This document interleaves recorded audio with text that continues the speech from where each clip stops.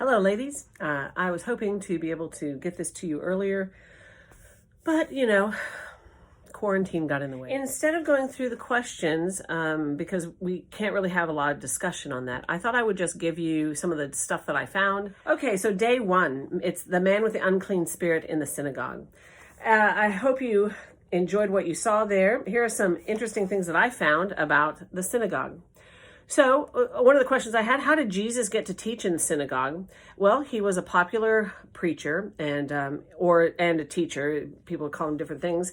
And who was traveling through town. So he would get invited as a guest teacher or a guest preacher to preach or officiate. He would read scripture or usually the law, and then later in the service, the prophets. And sometimes he would say some benedictions or recitations. Sometimes he would even give some commentary on the scripture, depending. So when they would read the prophets, there would be someone to interpret what is read in a common language of whatever was going around. There are 10 occasions when the ministry of Jesus took place in a synagogue. He taught, healed, debated, interpreted the Torah. He also, he was scheduled, it looks like from what we can tell, he was scheduled to read in Nazareth. That's why he was there. So the synagogue is Greek for assembly or community of Israel. Now, never used for the temple, so they're not interchangeable. The temple's where God dwelled. So the synagogue is where people gathered. So you didn't gather as a community in the temple, you would gather in the synagogue. Only Levites and priests could go into the temple, but everyone could go into the synagogue. In fact, the Levites and priests could go to synagogue and participate, but they didn't have anything special, duties in there or anything. You would study and pray there. The beginning of synagogue actually occurs, it looks like, during the Babylonian exile, and small groups of Hebrews would gather up and try to remember and try to keep track of their nationality, and then also keep God alive. They would study, they had a desire to find a sanctuary and to study God's word, so not to repeat past sin. They say synagogue is a sanctuary to inspire obedience to God. Let's see, the synagogue did all sorts of things. It was a school, a meeting place, a courtroom, a place of prayer, might even provide lodging in some cases.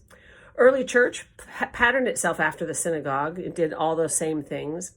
Now, in synagogues in Jesus' time, they were usually built on the highest spot or on a raised platform. So they wanted to be high up. And as long as the temple stood in Jerusalem, a synagogue never faced Jerusalem. So the front part never opened toward where Jerusalem was.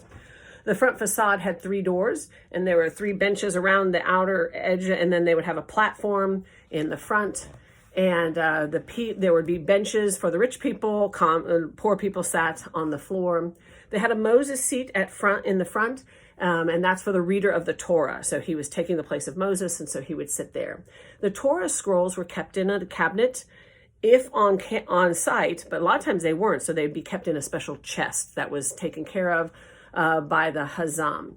And he would be. Each synagogue would have elders, and you could be an elder if you were 13 years or older. Usually it was the older folks, of course. And they also had a caretaker called Hazan. And he took care of the scrolls and the location. He scheduled the times to meet and called people to prayer.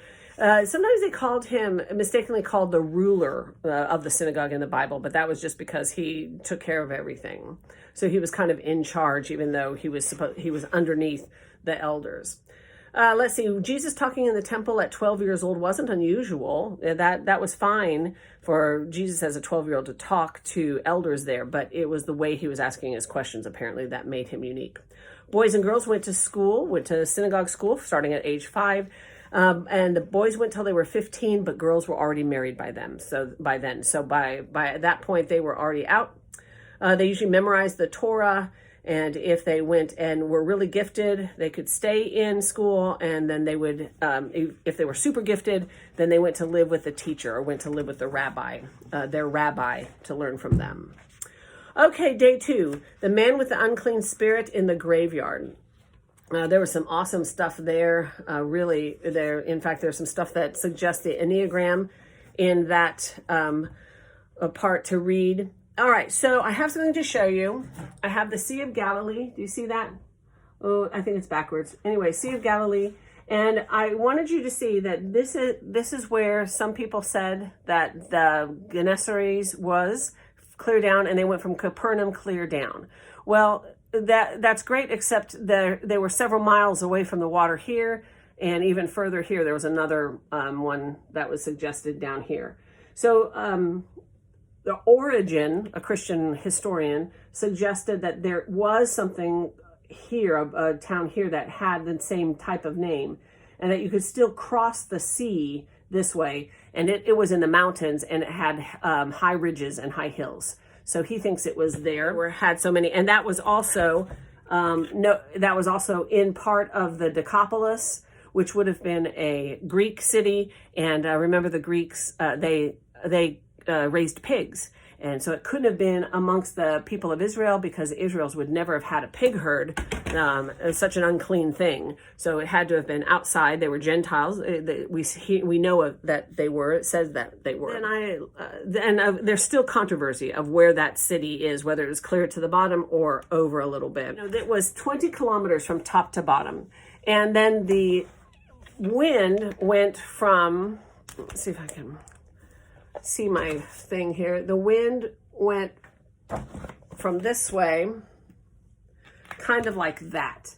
So it either went up this way, so it went this way or this way. So if you were going against the wind, you were rowing or you were tacking, which meant you were zigzagging. You had to go zigzag back and forth, and that like doubled your distance. So even though it was only 20 kilometers, which didn't seem like it was a long time, it could take up to 6 or 8 hours to cross the sea, depending on which direction you're going and the wind, and if you're going against the wind, and then coming back, it could take only like 3 or 4 hours. Some people said even 2, depending. Now, of course, if the wind was too bad, you wouldn't even bother to sail, and that's what put the disciples or the apostles in trouble during the storm, because it was so bad that they couldn't even use their sails, and then their rowing was useless as well. Okay, so tombs. The wealthy people had tombs, and they were carved in the rocks. So they had solid walls with, rock lids or rock covers. And so that it'd be like cave tombs, which we read where Jesus was placed. And that would obviously make sense. You could actually live among the graves there, among the tombs, because they were little like cubbies. They were little spots to live. Exorcism was a major category in the miracles. It was, at least in this group particularly. There were have been in the Bible. There were 20 occurrences of the unclean spirit, and they had a name, pneuma akatharon. Now that was different than the phrase that was used to be a demon, either possessed or demon, that would come after and deal with the people. And it was daimonon.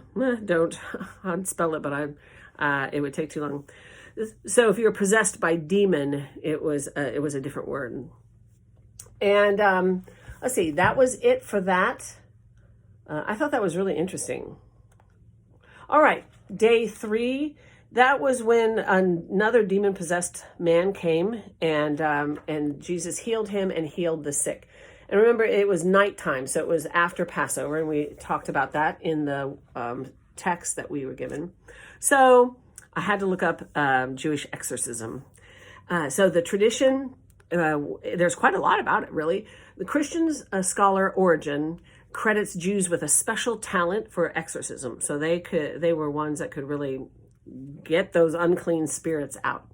The key to Jewish exorcism, you must have a truly pious man, so an Abba or someone like that, and they would have to, a rabbi or a rebbe, and they could conduct the ceremony, but it had to be truly pious. So there were several steps involved. One, the exorcist person had to cleanse themselves, ceremoniously cleanse themselves. Many exorcisms were done as a public event, so that they could be in the presence of people to witness it, or they were done in front of 10 men, and they were called the ritual quorum. And those 10 men would watch the exorcism to make sure that it was happening, as to what they were trying to do. Step 2, they would look for physical symptoms like swellings or markings paralysis or sensations, because they need to help diagnose really what was going on, or what kind of evil spirit or unclean spirit was plaguing the person. Step 3, they would actually interview the demon or the unclean spirit to get to taking a personal history, quote unquote, personal history of the spirit, to understand what its motivation was. So they needed to try to find out what was going on with the spirit, and so that as to know why it inhabited this person. So it also helped them to understand how to remove it. And apparently, according to Origen, the evil spirits are quite chatty. So they love to kind of joke or gouge at you, or talk with you. Now, they don't want to necessarily tell you about themselves, but they will give you lots of hints, according to what I read. So step 4, you use fumigation to encourage the spirit to give more information, because it would remind them of from where they came. So you usually had something smoking, a smudge stick or something that was smoked, and then sulfur, make them feel like they're at home. And so they would, you wanted to find out its name. That was the important thing. You had to find out the name of this unclean spirit. Step 5, you use the power of the spirit's own name to overpower it. And this involved threats and rebukes, getting more and more intense. Sometimes it would become physical, and people would literally have the devil beaten out of them. I mean, honestly, it would come to them beating the person. Now, the Jewish people were not, that wasn't typical for them, but others were known for that. The Jewish folks would use protective passages from Psalms and other sacred texts. Their favorites were Psalm 10, 91, and 127. They felt those were particularly effective. And then they would also have the person speak Psalms 20 and 90 and an acrostic prayer made from the name of God. So they would do those 3 things to get the person involved, to encourage the exorcism. A primary sign of exorcism, a bloody fingernail or toenail. And this would be the point by which the spirit had entered or exited the body. They also could leave through other body parts, usually, the lower body parts, and through the throat. So, and they also considered a dramatic change of behavior as a sign. So I guess they don't have to always have a bloody fingernail or toe if they had some of these other things. Jewish exorcisms have occasionally been reported to have failed. So they're ones that they have reported themselves that it has failed. Such reports are virtually non-existent in the Catholics. The Catholic tradition, you don't hear of it.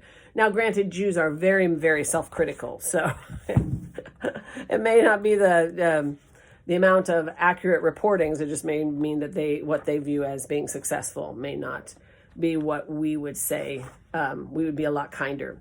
All right, so we have now in day 4. Day 4, that we've got a mute man who has an evil spirit. And so one of the things that he identified was that the Son of Man, right? And so I looked up what the Messiah meant in Jewish tradition. Like, what was that? And Messiah meant anointed one. And the characteristics, according to tradition, was that he's a servant of God. He would build the kingdom. He was a national hero who would vanquish the enemies of Israel. His kingdom would be eternal. He would have wonderful abilities, something that would be unexplainable. He would engage in acts of moral judgment.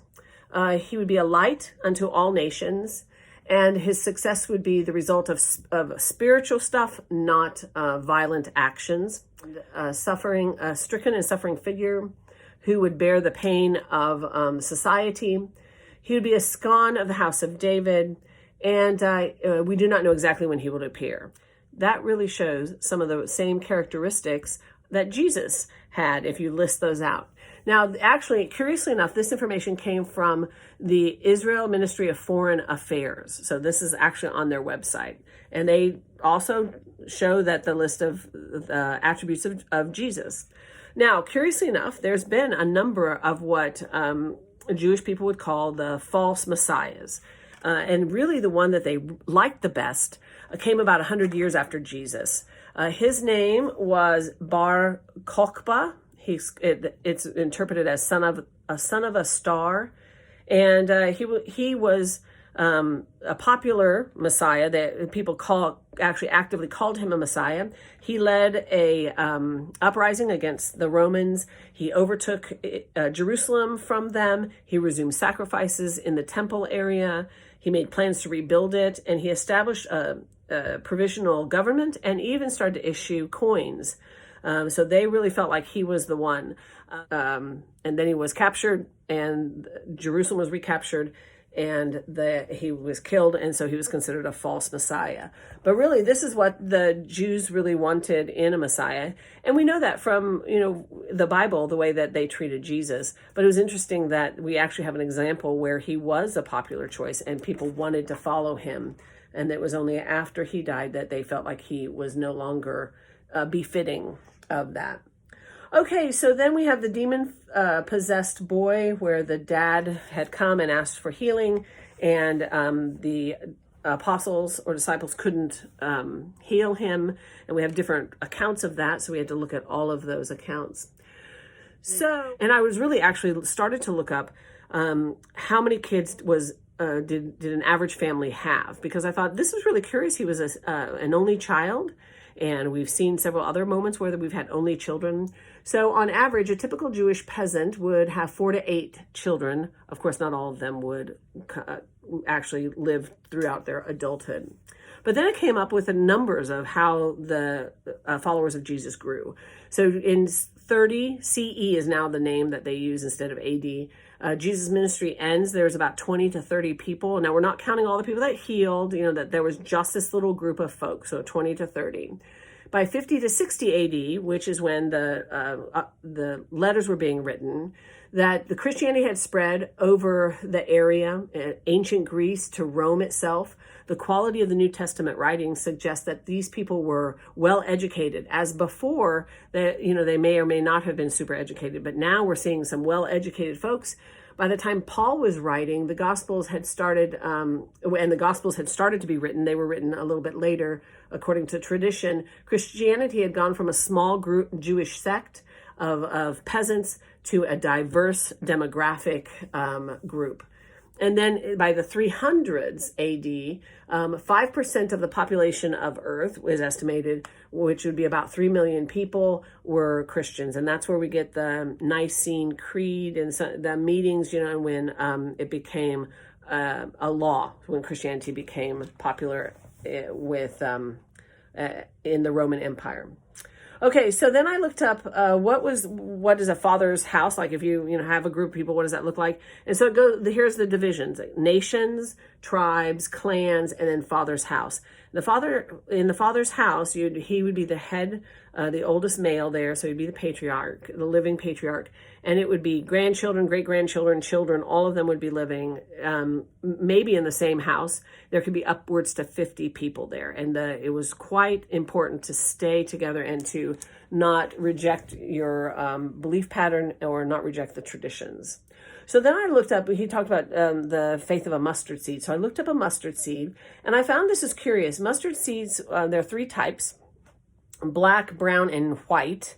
The brown kind is basically found in India, but the black and the white are both found in and around the Mediterranean. They grow especially well in the Sea of Galilee because they like water. They want to have lots of water. And they can start as a teeny seed, like this teeny tiny seed, 1 to 2 millimeters big, and grow to be 6 to 10 feet in one season because it's an annual. So it's not just it comes back every year.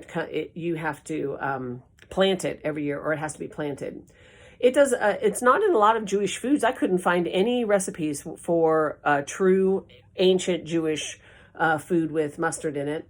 But if you use it, it speeds metabolism. It stimulates and aids digestion. It inhibits cancer growth. It helps arthritis. Arthritis lowers blood pressure, soothes sore throats and bronchial tubes, and it relieves pneumonia, gets rid of bronchitis. It reduces asthma and heals stings. So they did cultivate it during Jesus's time, but even though they didn't use it that much. So I tried to figure out how would you use it to alleviate your chest and your lungs. So you would make a plaster. And some of you might remember this. I remember this from my dad. You take 1 part dry mustard, 8 to 10 parts flour, and you stir that up, and then you make a paste out of it, enough water to make it a little bit thinner than pancake batter. And then you take 3 pieces of cloth that are 12 inches, so they're really pretty big, and then they would wrap around you, and you'd soak it into this liquid, and then you would drape it across you like a seatbelt, one side and another side, like a big X, and then make sure it's wrapping around your back to try to get right where your ribs are, up at the top, towards the top. And you'd leave it there for 10 to 20 minutes, depending. Now you had to be careful because it would burn you because it's quite zesty. And so sometimes they would say you have to tape your, bosoms up so that they didn't get irritated. And then you start coughing because it was an expectorant. So it would help relieve some of the junk in your system. Okay.